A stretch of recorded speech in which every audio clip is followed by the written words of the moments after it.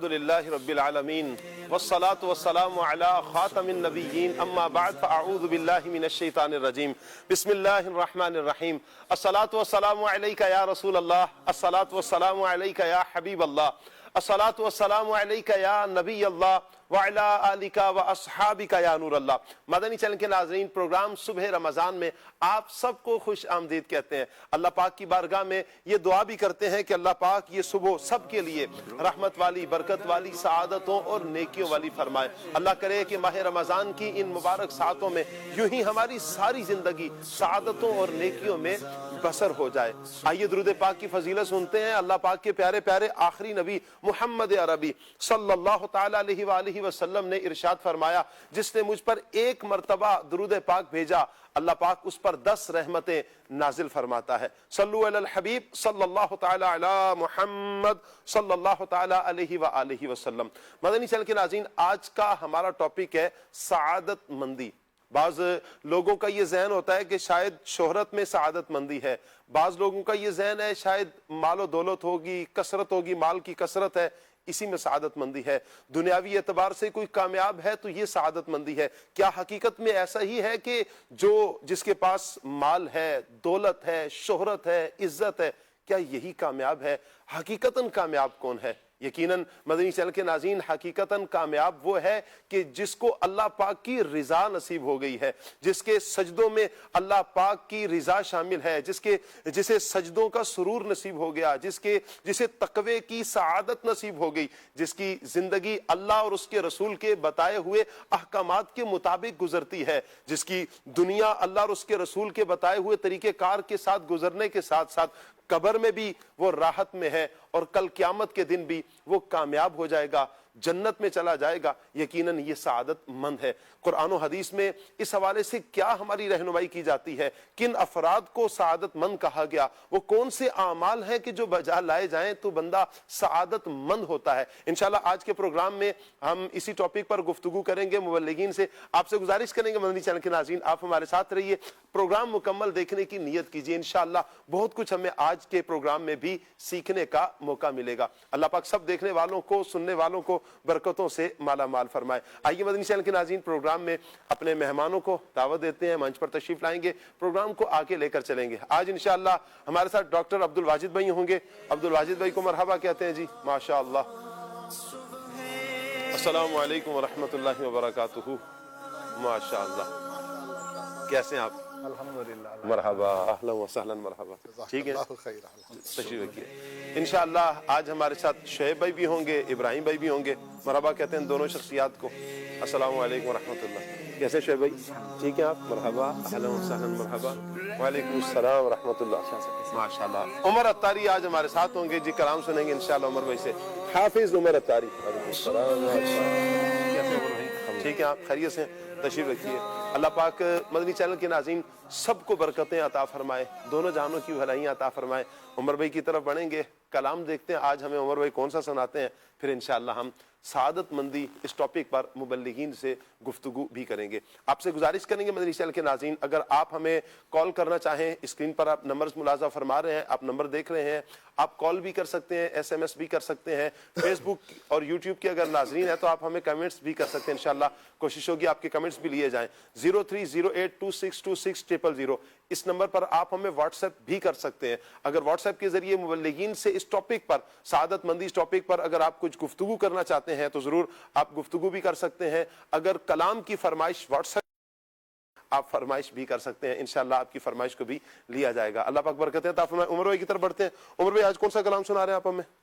انشاءاللہ کلام میں مولانا حسن رضا خان رحمۃ اللہ تعالی علیہ کہ مرادیں مل رہی ہیں، شاد شاد ان کا سوال، واہ واہ، کیا پڑھنے کی نیت ہے۔ واہ، ماشاءاللہ۔ صلو علی الحبیب صلی اللہ تعالی علی محمد صلی اللہ صلی اللہ علیہ وسلم۔ صلی اللہ علیہ یا رسول اللہ وسلم علیہ یا حبیب اللہ۔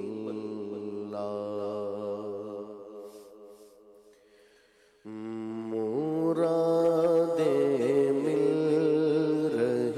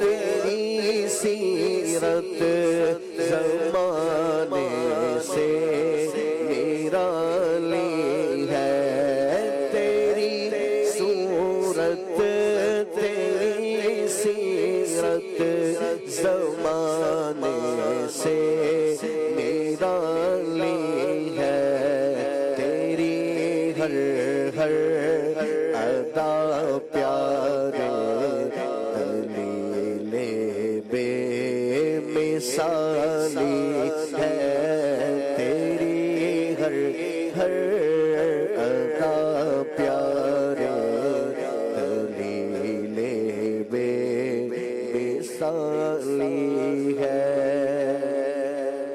وہ ہے اللہ والے جو تجھے والی کہے اپنا، وہ ہے اللہ والے جو تجھے والی کہے اپنا، کہ تو اللہ والا ہے، تیرا اللہ والی ہے، کہ تو اللہ والا ہے، تیرا اللہ والی ہے، فقیروں پہ نواؤ اپنی اپنی جھولیاں بھر لو فقیروں پہ نواؤ اپنی اپنی جھولیاں بھر لو فقیروں پہ نواؤ اپنی اپنی جھولیاں بھر لو، کہ باڑا بٹ رہا ہے فیض پر سرکار عالی ہے، کہ باڑا بٹ رہا ہے فیض پر سرکار عالی ہے، نکالا اب کسی کو بز فیض عام سے تم نے آقا، نکالا کب کسی کو بز فیض عام سے تم نے نکالی ہے، تو آنے والوں کی حسرت نکالی ہے، نکالی ہے، تو آنے والوں کی حسرت نکالی ہے، فقط اتنا سبب ہے انعقاد بز بے محشر کا، فقط اتنا سبب ہے انعقاد بز بے محشر کا، کہ ان کی شان محبوبی دکھائی جانے والی ہے، کہ ان کی شان محبوبی دکھائی جانے والی ہے، خدا شاہد کے روز حشر کا کھٹکا نہیں رہتا، خدا شاہد کے روز حشر کا کھٹکا نہیں رہتا، مجھے جب یاد آتا ہے کہ میرا کون والی ہے، مجھے جب یاد آتا ہے کہ میرا کون والی ہے، تمہارے در تمہارے آستان سے میں کہاں جاؤں، تمہارے در تمہارے آستان سے میں کہاں جاؤں، نہ مجھ سا کوئی بے کس ہے، نہ تم سا کوئی والی ہے، نہ مجھ سا کوئی بے کس ہے، نہ تم سا کوئی والی ہے، حاصل کا درد دکھ موقوف فرما کر بحالی دو، ہمارا درد دکھ موقوف فرما کر بحالی دو، حسن کا درد دکھ موقوف فرما کر بحالی دو، تمہارے ہاتھ میں دنیا کی موقوفی بحالی ہے، تمہارے ہاتھ میں دنیا کی موقوفی بحالی ہے، مراد مل رہی ہے، شاد شاد ان کا سوالی ہے، لبوں پر التجا ہے، ہاتھ میں روزے کی جالی ہے۔ کیا بات ہے عمر بھائی۔ عمر بھائی اس کلام کو دوسری طرز میں بھی پڑھ سکتے ہیں آپ؟ کون سی طرز ہے؟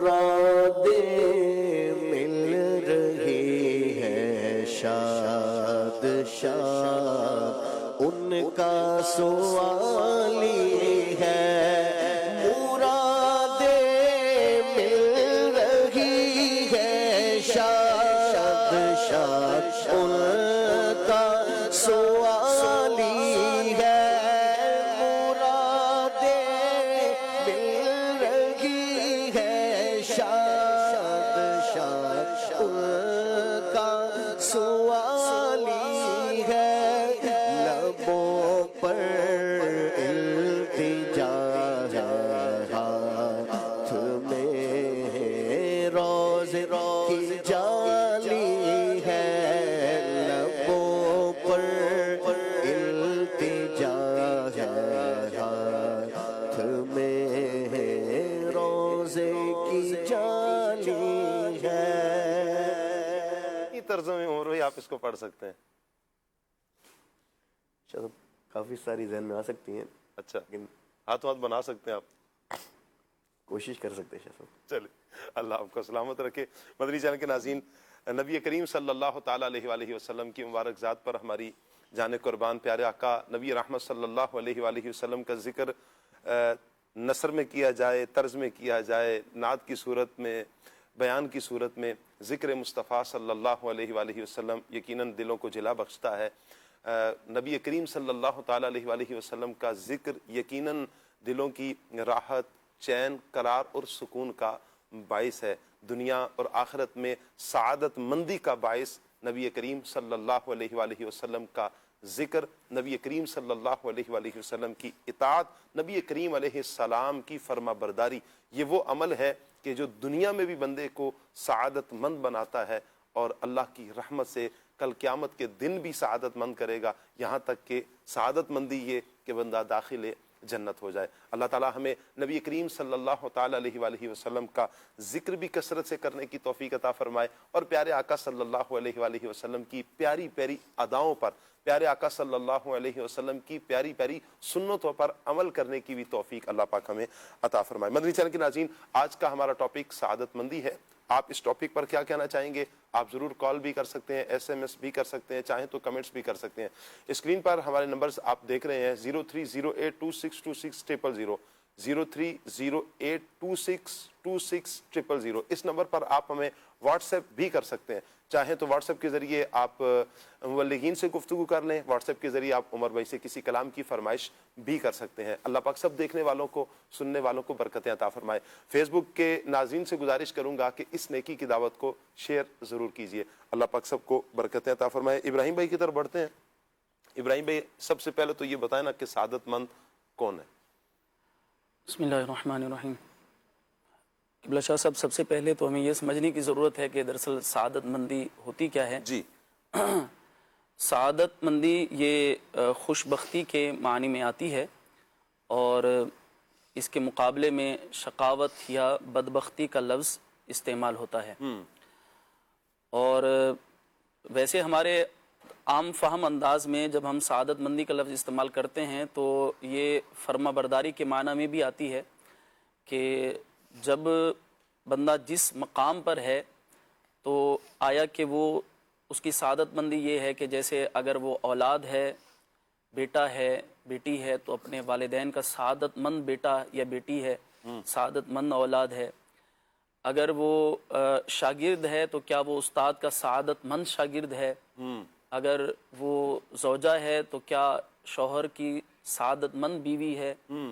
اسی طرح ہماری زندگی کے اندر متعدد جو ہے وہ شعبہائے زندگی ہیں، تو ہر ایک کے ساتھ اس کے جو لوازمات ہیں یا جو اس کے فرائض ہیں یا جو اس کے یوں کہیں کہ اس کے اوپر جو لازم حقوق ہوتے ہیں یا جو فرائض لازم ہوتے ہیں، کیا ان کی وہ بجاوری کر رہا ہے؟ اگر وہ ان کی بجاوری کر رہا ہے تو یقینی طور پر وہ سعادت مند ہے۔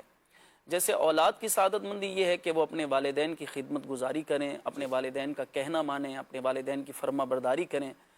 اسی طرح شاگرد کی سعادت مندی یہ ہے کہ وہ اپنے استاد کا دیا ہوا سبق یاد کر کے آئے، اپنے استاد کا ادب کرے، احترام کرے، اور اپنے استاد کے دیے ہوئے جو آداب ہیں انہیں مکمل طور پر بجا کر لائے۔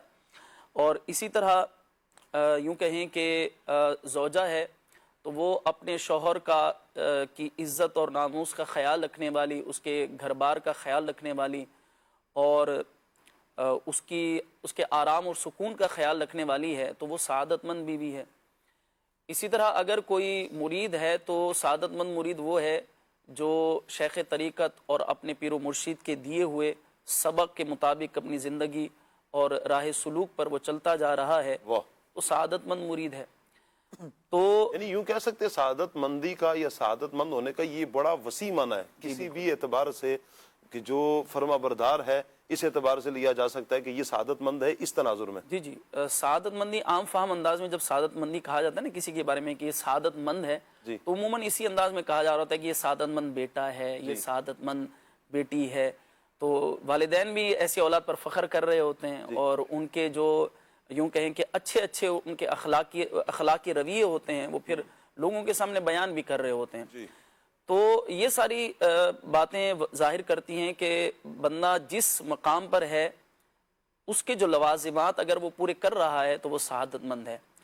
اور پھر اگر ہم اس کو تھوڑا مزید وسیع تناظر میں دیکھیں تو پھر ہمیں یہ دیکھنا ہے کہ ایک انسان جو مومن ہونے کے اعتبار سے ہے اور مسلمان ہونے کے اعتبار سے ہے، تو کیا وہ ایک سعادت مند مومن اور سعادت مند مسلمان ہے؟ وہ اگر اللہ تبارک و تعالی جل وعلا کی دی ہوئی شریعت کی پاسداری کرتا ہے، اللہ تبارک و تعالی جل وعلا کی فرما برداری والے کام کرتا ہے اور اللہ پاک کی نافرمانی سے بچتا ہے، تو وہ یقیناً سعادت مند ہے۔ کیا بات ہے۔ اور اگر اس کو میں یوں کہوں کہ اگر ہم اسی کو فوکس کر لیں کہ شریعت مطہرہ کی پاسداری اور رب ذوالجلال جل وعلا کی دی ہوئی احکام کی پاسداری اگر انسان کر لے تو باقی نیچے کے جتنے بھی سٹیجز ہیں وہ پورے ہو جاتے ہیں جی کہ اگر بندہ مومن سعادت مند ہے، وہ اللہ تبارک و تعالی جل وعلا کی شریعت پر عمل کرتا ہے، تو پھر وہ سعادت مند بیٹا بھی ہوگا، کیونکہ والدین کا حکم ماننے کا حکم، والدین کی فرما برداری کا حکم شریعت مطہرہ نے دیا ہے، بالکل اللہ تبارک و تعالی جل وعلا نے دیا ہے۔ تو اگر وہ سعادت مند مسلمان ہوگا تو سعادت مند بیٹا بھی ہوگا، اگر وہ سعادت مند مسلمان ہوگا تو وہ سعادت مند شاگرد بھی ہوگا، کیا بات ہے، اگر وہ سعادت مند بیٹی کی صورت میں ہے تو اگر وہ شریعت پر عمل کرنے والی ہے تو وہ سعادت مند بیٹی بھی ہوگی، جی اگر وہ شریعت پر عمل کرنے والی ہے تو وہ سعادت مند بیوی بھی ہوگی۔ تو گویا اگر ہم اس کو یوں کہہ لیں کہ جو اللہ تبارک و تعالی جل وعلا کی فرما برداری کرنے والا ہے، شریعت مطہرہ پر عمل کرنے والا ہے اور گناہوں سے نافرمانیوں سے اپنے آپ کو بچانے والا ہے، تو ایسا شخص سعادت مند مومن بھی ہے، سعادت مند مسلمان بھی ہے، اور زندگی کے اندر بھی وہ جس شعبہ زندگی سے وہ تعلق رکھتا ہے تو وہاں اس کی سعادت مندی کے آثار دیکھنے کو ہمیں نظر آتے ہیں۔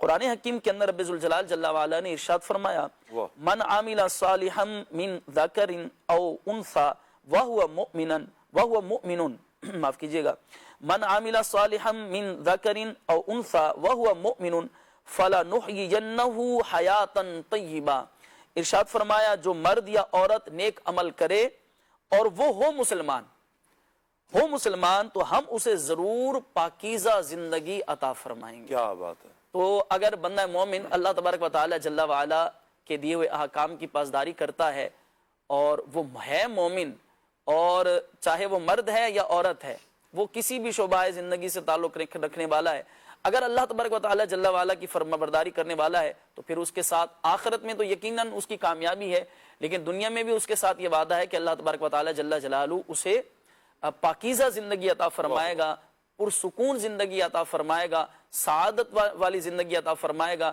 اب اگرچہ بظاہر مال دنیا کے اندر اگر بظاہر کچھ کمی بھی آ جائے لیکن اس کا دل پرسکون ہوگا۔ آپ دیکھیں نا امام علی مقام، امام تشنہ کام، امام حسین رضی اللہ تعالیٰ عنہ نے کربلا میں اپنا سارا کنبہ قربان کیا ہے لیکن پرسکون ہے۔ آپ دیکھیے کہ بڑے بڑے بزرگوں نے قربانیاں دی ہیں، یعنی ہماری تاریخ تو ابراہیم بھائی اگر ہم تاریخ اٹھا کر دیکھیں نا تو 1400 سال 1500 سال کی اگر ہم تاریخ کا مطالعہ کرتے ہیں تو وہ تو قربانیوں سے عبارت ہے۔ نبی کریم صلی اللہ تعالیٰ علیہ وآلہ وسلم کی قربانیاں ہیں، صحابہ اکرام کی قربانیاں ہیں، اہل بیت اطہار کی قربانیاں ہیں، اولیاء اکرام کی قربانیاں ہیں، علماء اکرام کی قربانیاں ہیں، یعنی کہ بہت سے ہر دور میں ہی دیکھتے چلے جائیں تو قربانیوں کی ایک بہت لمبی فہرست نظر آتی ہے۔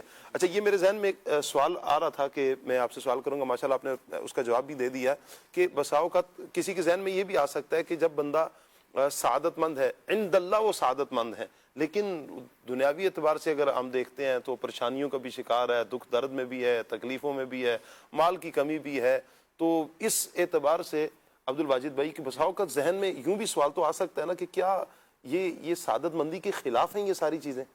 کیا کہیں گے؟ جی بسم اللہ الرحمن الرحیم۔ شاہ صاحب بندہ مومن کی سعادت مندی یہ ہے جی کہ اللہ رب العزت کی بارگاہ سے جو حکم اس پہ نافذ ہو اس کو قبول کرے، کیا بات ہے، اور اس کے مطابق عمل کرے۔ کبھی اس کی بارگاہ سے نعمت ملتی ہے تو اب حکم ہے کہ شکر کرے، واہ واہ، اور کبھی اس کی بارگاہ سے آزمائش سے نوازا جاتا ہے تو اب اس کے لیے بہت پیارا جملہ ہے آپ کا، کیا کبھی اس کی بارگاہ سے آزمائش سے نوازا جاتا ہے تو اب اس کے لیے حکم یہ ہے کہ صبر کرے۔ کیا بات ہے، تو اصل بات یہ ہے کہ اللہ رب العزت کو راضی کرنا ہے۔ بعض کو نعمتوں کے ذریعے اس کی رضا حاصل ہوتی ہے اور بعض کو آزمائشوں کے ذریعے اس کی رضا حاصل ہوتی ہے۔ تو اصل چیز اللہ رب العزت کو راضی کرنا ہے، اور ابراہیم بھائی نے بڑی خوبصورتی سے جی ان تمام تفصیلات کو بیان کیا کہ جو سعادت مندی کے تحت آتی ہیں، جی اور جن کا لب لباب یہی ہوگا کہ فرائض و واجبات کی پابندی، اسلام کی نعمت اور حسن خاتمہ، ایمان پہ خاتمہ جسے نصیب ہو گیا تو اللہ کی رحمت سے وہ سعادت مند ہے۔ اور سعادت مندوں کے لیے رب العزت نے قرآن کریم میں وعدہ فرمایا وَأَمَّا الَّذِينَ سُعِدُوا فَفِي الْجَنَّةِ خَالِدِينَ فِيهَا، سبحان اللہ، جو سعادت مند ہو گئے، جو کامیاب ہو گئے تو انہوں نے جنت میں رہنا ہے اور ہمیشہ ہمیشہ رہنا ہے۔ پھر آگے فرمایا عطاءً غیر مجذوذ، اور ان پر ایک ایسی بخشش ہے، ایک ایسی عطا ہے جو ختم نہیں ہوگی. تو سعادت مندی حاصل کرنے کے لیے تگ و دو کرنی پڑے گی، جی آزمائشوں سے گزرنا پڑے گا، لیکن جب آدمی اس مرحلے سے گزر جائے گا تو پھر اس کے لیے آسائشیں ہی آسائشیں ہیں.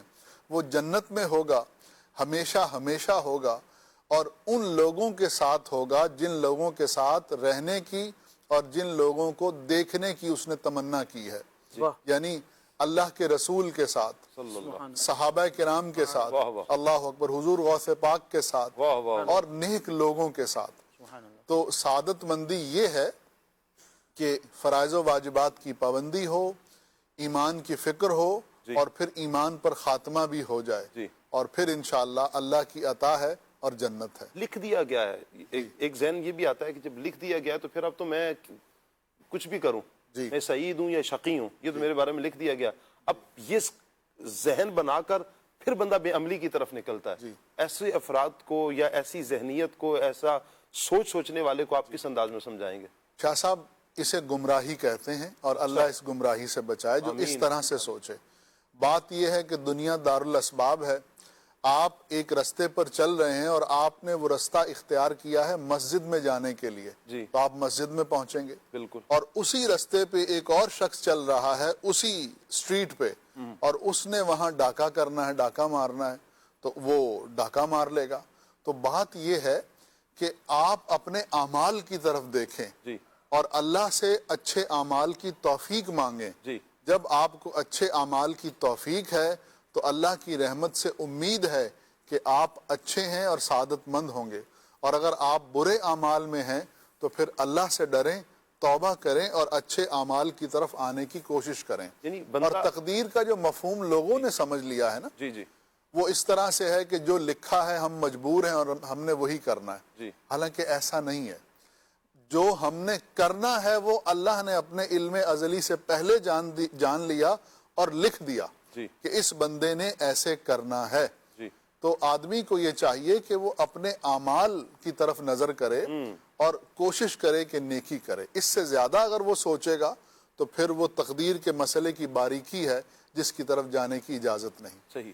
مطلب ہمارا یہ ذہن، ایک بندہ مومن کا یہ ذہن ہونا چاہیے کہ بندے کا کام تو بندگی ہے نا، اس نے تو عبادت کرنی ہے، وہ کوشش کرنی ہے، اس شاہراہ کا مسافر بننا ہے، اس راہ پر چلنا ہے کہ جس راہ پر چل کر بندہ سعادت مند ہو جائے. یعنی وہ کام کرے نا.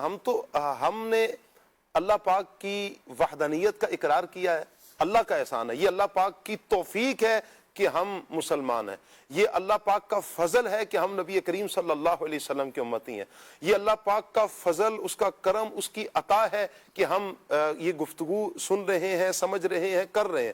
اللہ کرے کہ یہ ایسی بات ہم سن کر سمجھنے اور اس پر عمل کرنے کا بھی ہمارا ذہن بنے. جب یہ سارا کچھ اللہ کی توفیق سے، اللہ کے فضل، اس کی کرم نوازی سے، اس کی مہربانی سے ملا ہے، تو ہم یہ سوچ کر کہ پتہ نہیں کیا ہوگا کیا نہیں ہوگا، میرا کام کیا ہے؟ میرا کام یہ ہے بندگی کرنا. میرا کام یہ ہے کہ جو شریعت مطہرہ نے میرے سامنے بیان کیا نا، میں اس کو فالو کروں، شریعت مطہرہ کو فالو کروں. نماز کا حکم ہے 5 وقت کی نماز پڑھنی ہے.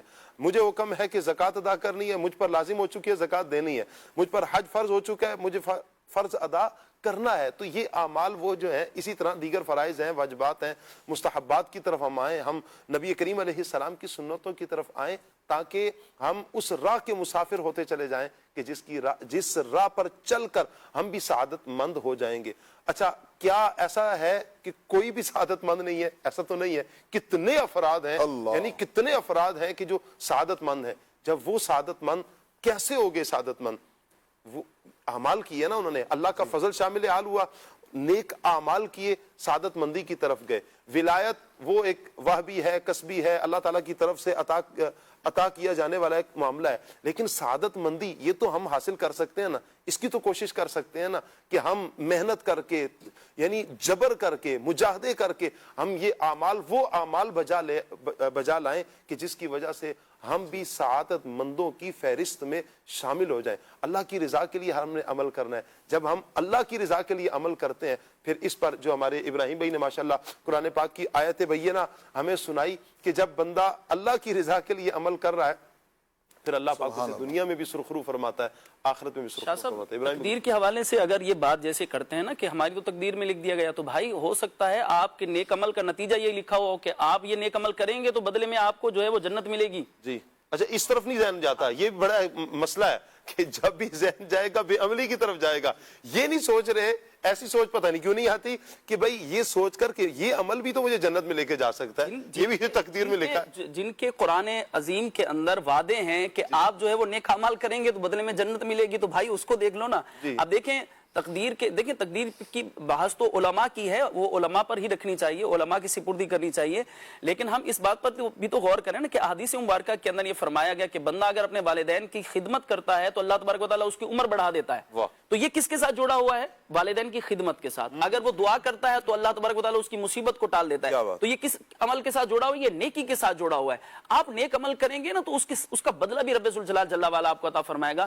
بلکہ شاہ صاحب بسا اوقات ایک چھوٹا سا عمل بندے کو ازلی طور پر جو ہے شقاوت سے نکال کر سعادت مندی میں ڈال دیتا ہے۔ امام احمد بن حنبل رحمۃ اللہ تعالی علیہ کا ایک واقعہ جو ہے وہ سیرت کی کتابوں میں لکھا ہے کہ ایک فاسق و فاجر شخص تھا آپ کے زمانے میں، وہ جو ہے بیٹھا ہوا تھا، ایک نہر تھی، وہ اوپر کے مقام سے پانی آ رہا تھا، تو وہ امام احمد بن حنبل رحمۃ اللہ تعالی علیہ سے پہلے بیٹھا ہوا تھا۔ اس نے امام صاحب کو دیکھا کہ وہ وضو کر رہے ہیں، تو وہ آپ کے ادب کی وجہ سے وہاں سے اٹھ کر دوسری طرف آ کر بیٹھ گیا کہ میری طرف سے جو پانی آ رہا ہے وہ امام صاحب کی طرف کیوں جائے، بلکہ جو امام احمد بن حنبل رحمۃ اللہ تعالی علیہ کی طرف سے آ رہا ہے وہ میری طرف آنا چاہیے۔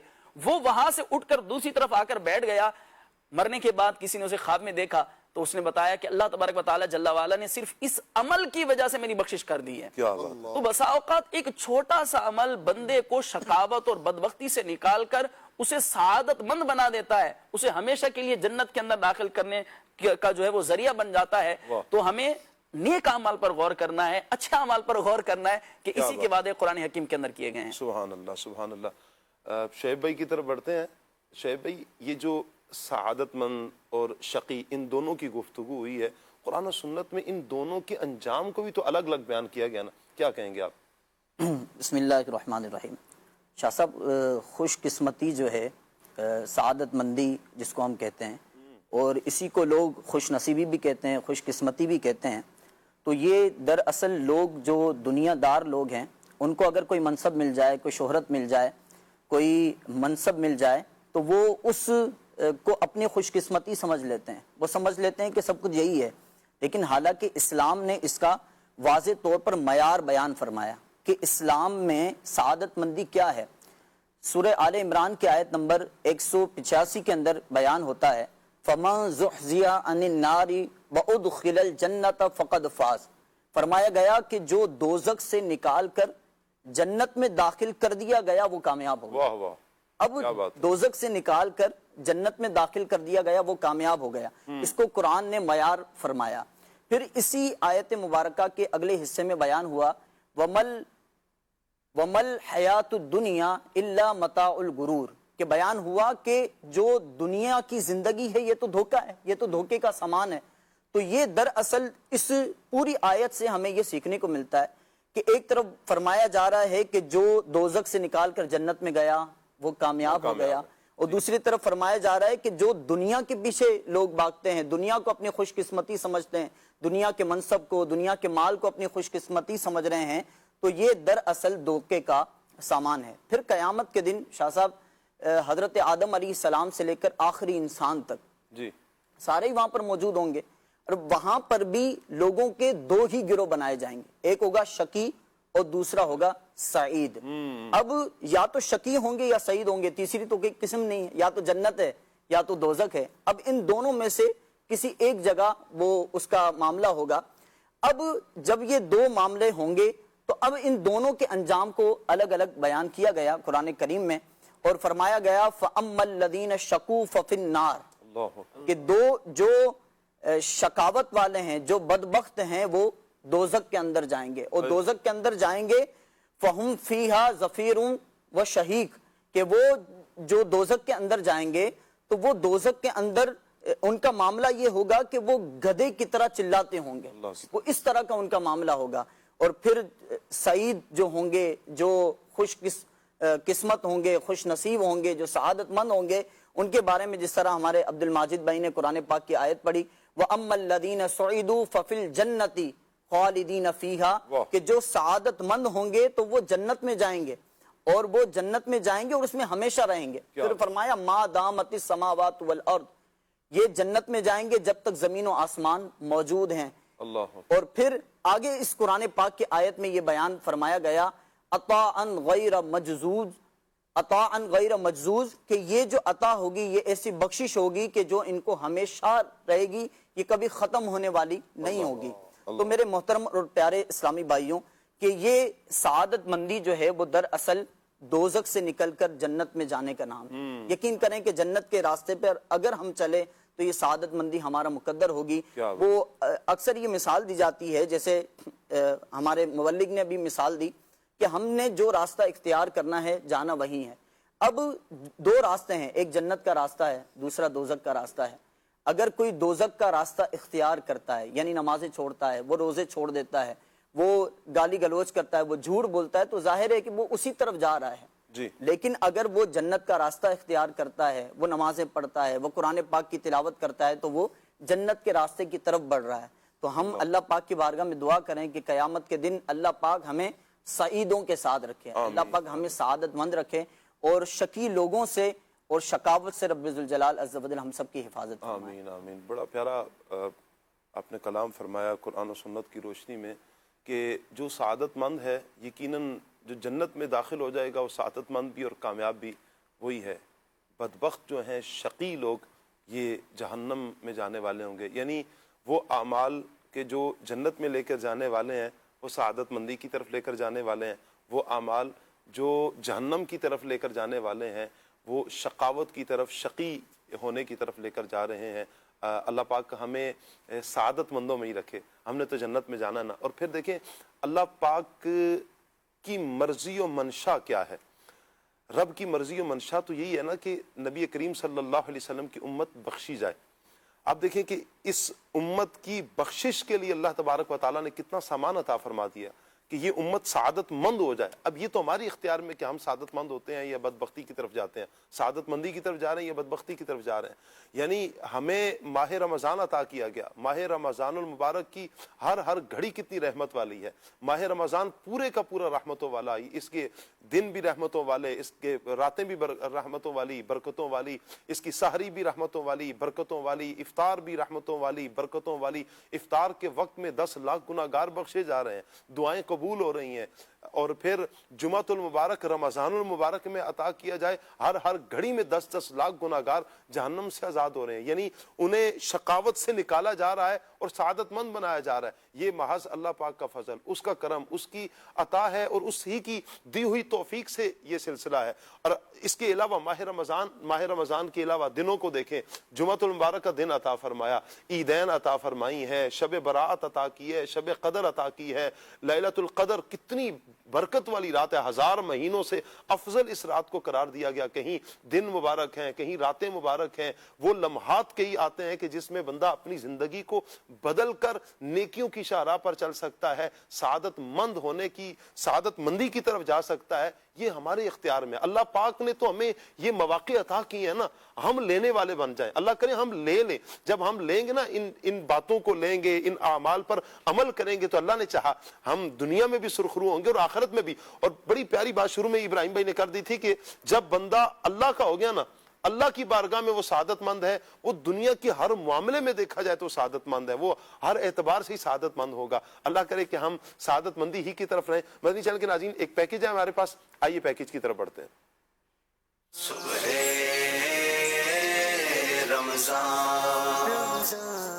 مدنی چینل کے معزز ناظرین, آپ کو کیسا لگے گا کہ جب آپ کو کسی اڑتے ہوئے جہاز کے اندر, جہاز میں بیٹھے ہیں, 36,000 فٹ کی بلندی پر ہے, اور آپ کو یہ بتایا جائے کہ جو جہاز چلانے والا پائلٹ ہے یہ وہ ہے کہ جس کو سائیکل بھی چلانا نہیں آتا.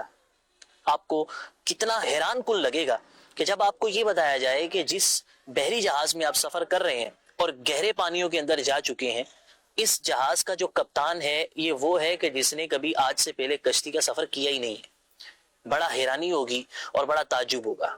یہ کب ہوگا؟ یہ تب ہوگا کہ جب کسی نااہل کو کسی منصب پر بٹھایا جائے. ہمارے زمانے اور ہمارے معاشرے کے اندر یہ کام بڑی کثرت سے ہے.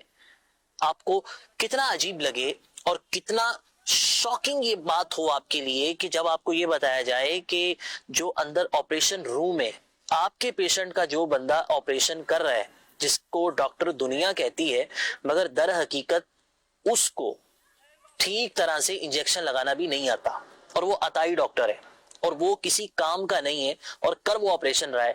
یہ ہے نااہل کو کسی منصب پر بٹھانا. نبی کریم صلی اللہ علیہ وسلم نے اس کیفیت اور اس معاشرتی حالت کو کہ جب کسی نااہل کو عہدے پر لے کے آیا جائے اس کیفیت اور اس معاشرتی حالت کو قیامت کی نشانی بیان کی ہے.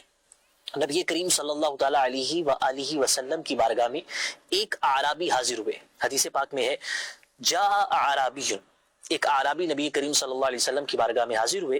فقال، انہوں نے عرض کی متی الساعہ، یا رسول اللہ صلی اللہ علیہ وسلم قیامت کب آئے گی؟ اچھا، اعرابی کا بھی عقیدہ تھا اور وہ یہ سمجھتا تھا کہ نبی کریم صلی اللہ علیہ وسلم جانتے ہیں کہ قیامت کب آئے گی. تو سوال کیا قیامت کب آئے گی؟ میرے آقا علیہ الصلوۃ والسلام نے ان کو یہ جواب دیا اذا ضیعت الامانہ فانتظر الساعہ. ایک علامت بیان کی.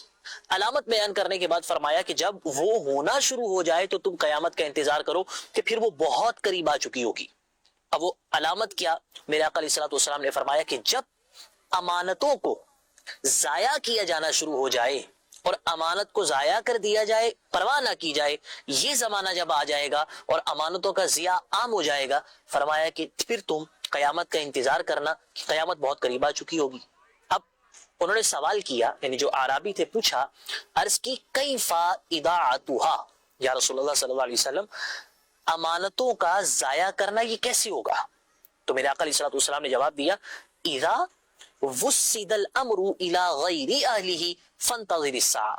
جب کسی معاملے کو نااہل کے حوالے کر دیا جائے اور سپرد کر دیا جائے تو پھر تم قیامت کا انتظار کرنا. یعنی نااہل کو کسی جگہ پر بٹھانا کہ جہاں کا وہ اہل نہیں ہے، یہ حقیقت کے اندر امانت کا ضیاع ہے، اور جب یہ ہونا شروع ہو جائے تو پھر تم قیامت کا انتظار کرو.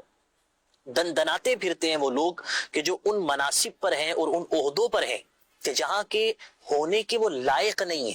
کتنے تعلیمی ادارے ایسے ہوں گے کہ جہاں پر وہ معلمین ہیں کہ جو معلم بننے کے لائق نہیں ہیں. کتنی جگہیں ایسی ہیں کہ جہاں پر وہ لوگ عہدے داران ہیں کہ جو اس عہدے کی جو حقیقی حقوق ہیں وہ ادا ہی نہیں کرتے اور وہ امانت کو ضائع کرتے ہیں. جب یہ لوگ کسی منصب پر بیٹھتے ہیں پھر یہ لوگوں کے حقوق کو ضائع کرتے ہیں. اب یہ ضیاع اور یہ جو امانتوں کا ضائع ہونا، مناصب پر بڑے لوگوں کا اور ان لوگوں کا پہنچنا کہ جو وہاں کے اہل نہیں ہے، یہ کیوں ہو جاتا ہے، اس کو ہم اگلے پیکیج میں انشاءاللہ جانتے ہیں. ماشاءاللہ مدنی چینل کے ناظرین، آپ نے پیکیج دیکھا، بہت کچھ سیکھنے کا یقیناً اس پیکیج میں بھی، اس پروگرام میں بھی بہت کچھ سیکھنے کا ہے. اللہ پاک ہمیں عمل کرنے کی توفیق عطا فرمائے. آپ کی کچھ کالز ہیں، آئیے کال لیتے ہیں. جی، ضلع ٹوبہ ٹیکسنگ تھے، تحصیل پیر محل، لیاقت مصطفیٰ. میں مدینے چلا، میں مدینے چلا، پھر کرم ہو گیا، میں مدینے چلا. یہ برائے مہربانی کر کے ہمیں یہ کلام سنا دیں. جی انشاءاللہ. جی میں نے سمجھا شاید آپ پنجابی میں بات کرنے لگے ہیں تو میرے لیے تھوڑی سی مشکل ہو جائے گی جس انداز میں آپ بات فرما رہے تھے جواب دینا، لیکن اللہ بھلا کرے آپ کا، آپ نے اردو میں یہ آسانی فرمائی ہمارے لیے. انشاءاللہ عمر بھائی سے کلام شامل کریں گے. اگلی کال لیتے ہیں. عمر بھائی کیا حال ہے؟ ٹھیک ہے؟ صحت مزاج ٹھیک ہے؟ حضور خلیل احمد اتاری عرض کر رہا ہوں. آپ ہمارے پاس نوشہرہ میں آئے تھے تو آپ نے ہمیں یہ کلام سنایا تھا، سوئے طیبہ جانے والوں مجھے چھوڑ کر نہ جانا. حضور آج بھی سنا دیں یہ کلام. عمر بھائی یہ کب ہوا تھا؟ جی بہت پہلے کی بات ہے. اچھا، 5-6 سال پہلے شاید. ماشاءاللہ. چلیں جی، اللہ پاک آپ کو سلامت رکھے، برکتیں اللہ پاک عطا فرمائے. مزید کال لیتے ہیں. جی اخلاق اتاری راولپنڈی سے بول رہا ہوں. ماشاءاللہ عمر بھائی کی آمد مرحبا. عمر بھائی سے یہ ہے عرض ہے کہ یہ والا کلام سنا دیں. میرا گدا میرا منگتا میرا غلام. واہ، پیارے کلام کی اپنے فرمائش کی. مزید ایک اور کال لے رہے ہیں. جی آج یہ والی نعت پڑھے. چمک تجھ سے پاتے ہیں سب پانے والے، میرا دل بھی چمکا دے چمکانے والے. ٹھیک ہو گیا جی. کچھ ایس ایم ایس بھی لے لیتے ہیں. جی السلام علیکم، ہم ملتان سے بات کر رہے ہیں. جی بہت شکریہ آپ کا جی ملتان والوں. اچھا جی ثاقب بھائی آپ کیسے ہیں؟ اللہ رسول کا بہت کرم، دامن مصطفیٰ ہاتھوں میں ہے. آپ کا پروگرام بہت اچھا ہے، اللہ تعالیٰ آپ کو اور پوری دعوت اسلامی کو سلامت رکھے، آمین۔ بہت شکریہ آپ کا جی۔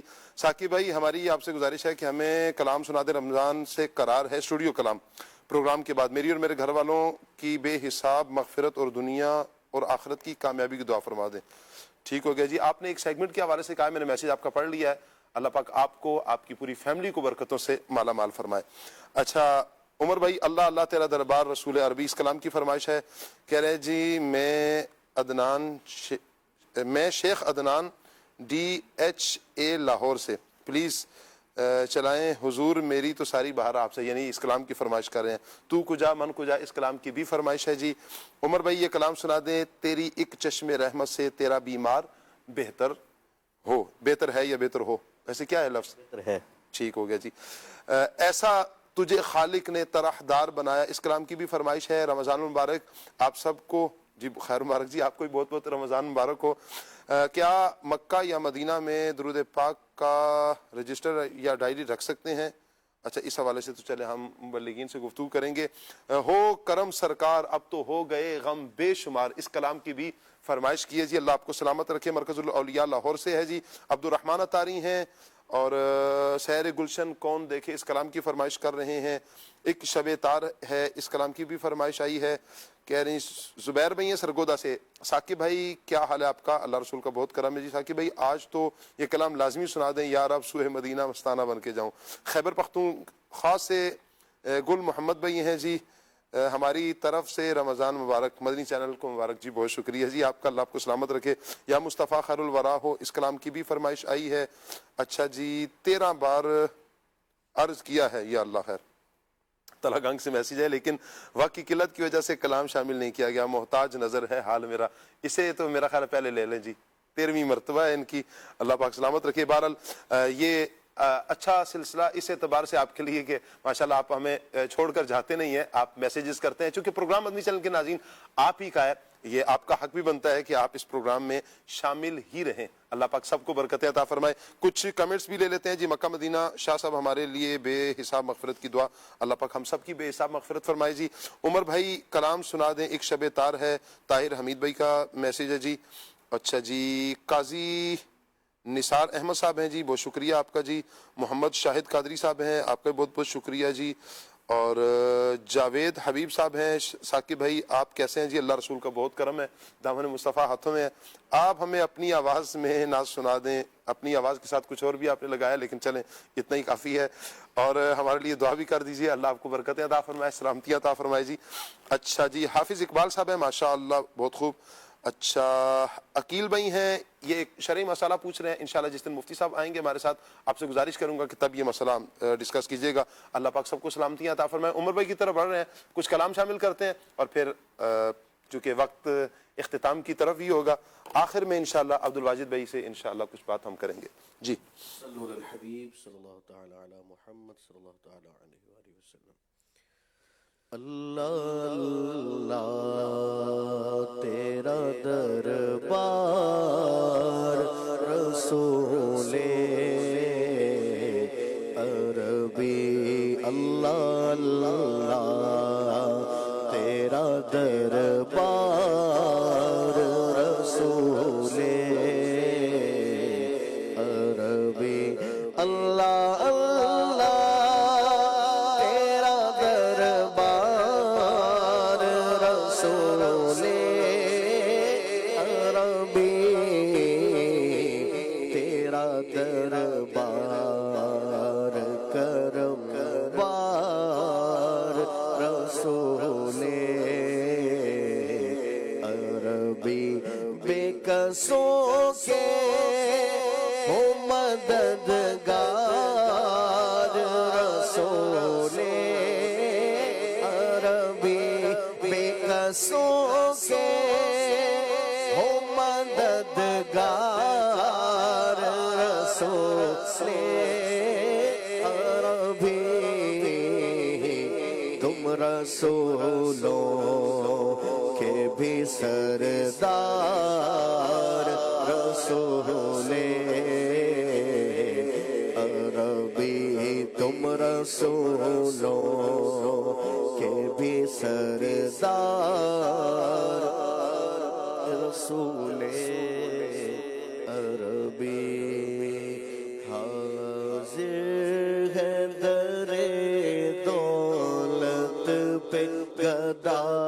سرکار توجہ فرمائے سرکار توجہ فرمائے حاضر ہے در دولت پہ گدا سرکار توجہ فرمائے سرکار توجہ فرمائے محتاج نظر ہے حال میرا محتاج نظر ہے حال میرا سرکار توجہ فرمائے سرکار توجہ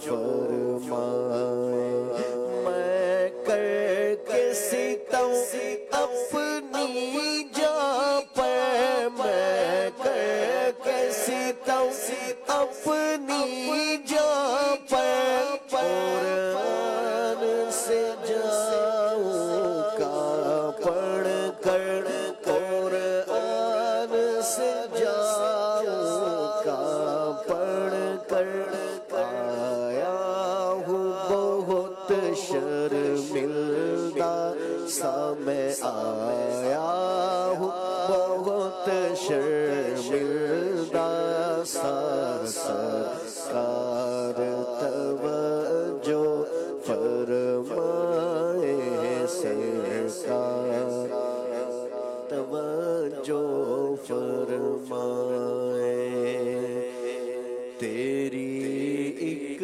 چشم رحمت سے تیرا بیمار بہتر ہے تیری ایک چشم رحمت سے تیرا بیمار بہتر ہے ہزاروں طبی نسخوں سے نگاہ یار بہتر ہے ہزاروں طبی نسخوں سے نگاہ یار بہتر ہے جگہ مل جائے گر پاپوش گاہ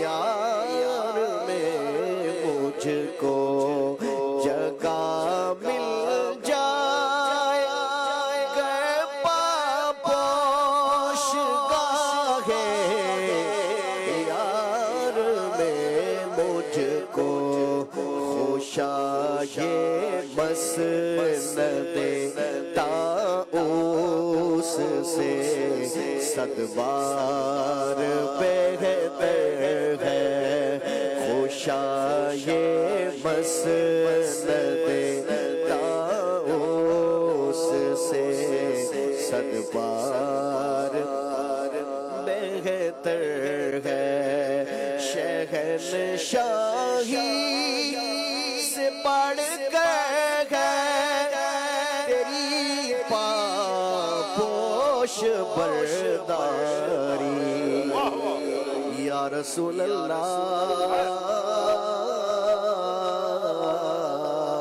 یا حبیب اللہ میرے مدنی آقا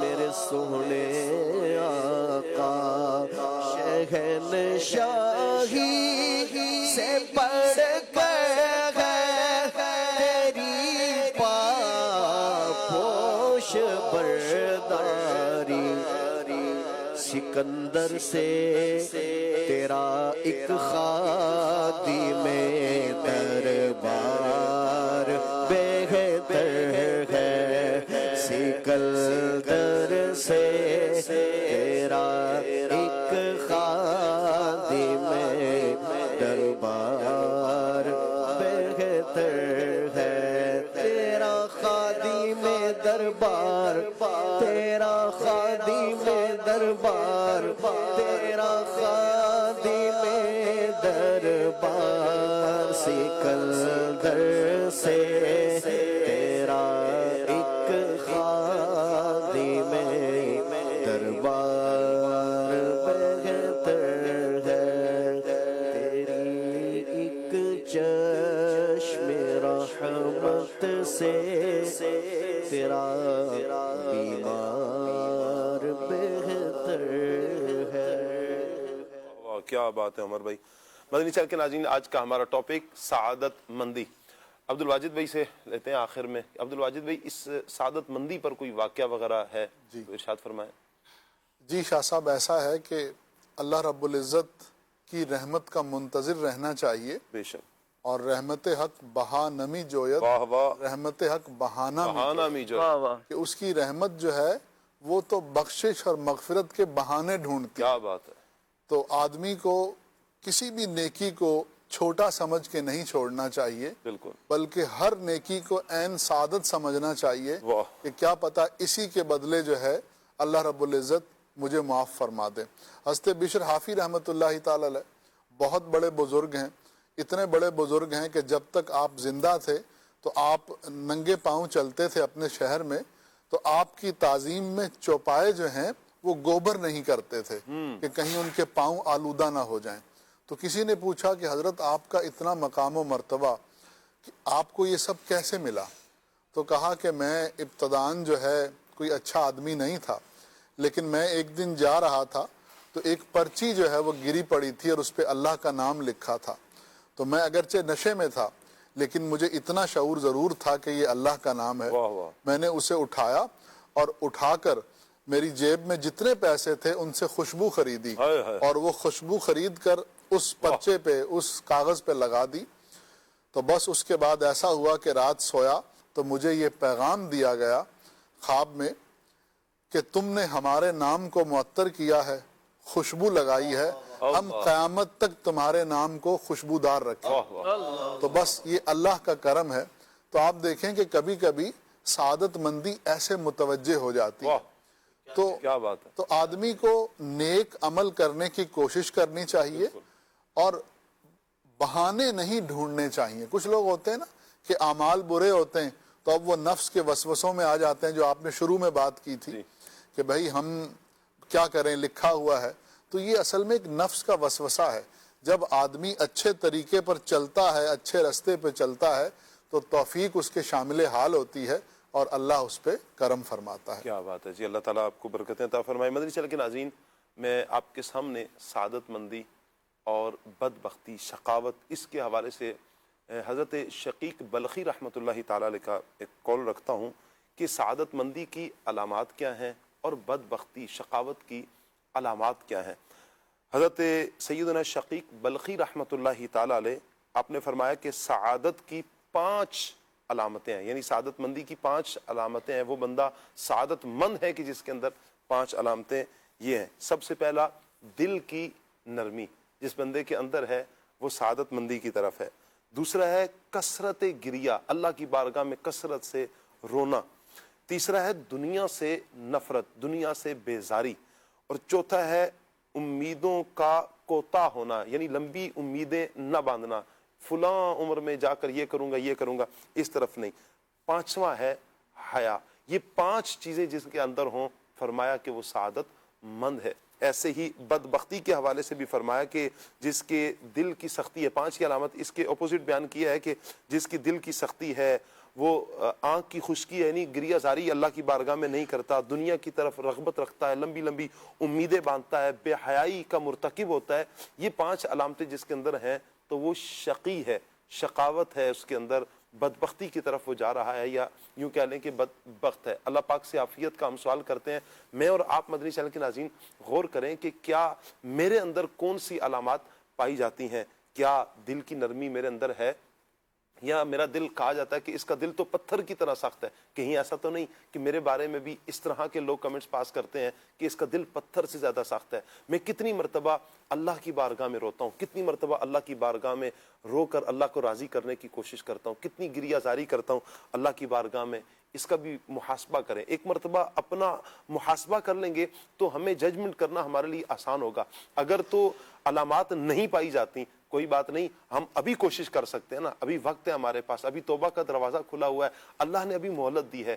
آج وقت ہے, کر لے توبہ, رب کی رحمت ہے بڑی, کر لے توبہ, رب کی رحمت ہے بڑی, ورنہ قبر میں سزا ہوگی کڑی, وہ پھر ہم برداشت نہ کر سکیں گے. اللہ پاک سے ہم عافیت کا سوال کرتے ہیں, اللہ پاک ہمیں دنیا اور آخرت دونوں میں بھلائیاں عطا فرمائے, سعادت مندی اور سعادت مندی ہی اللہ پاک عطا فرمائے. سعادت مندوں کی فہرست میں اللہ پاک میرا آپ کا شمار فرمائے, آمین. بجاہ خاتم النبیین صلی اللہ علیہ وسلم. دوران پروگرام, دوران سلسلہ اگر ہم سے کوئی دانستہ یا غیر دانستہ طور پر کوئی غلطی سرزد ہو گئی, اللہ پاک سے معافی کے خواستگار ہیں. اللہ پاک ہماری ہر خطا سے درگزر فرمائے, آمین. بجاہ النبی الامین صلی اللہ علیہ وسلم. سبحانک اللہم و بحمدک, اشہد ان لا الہ الا انت, استغفرک و اتوب الیک. رمضان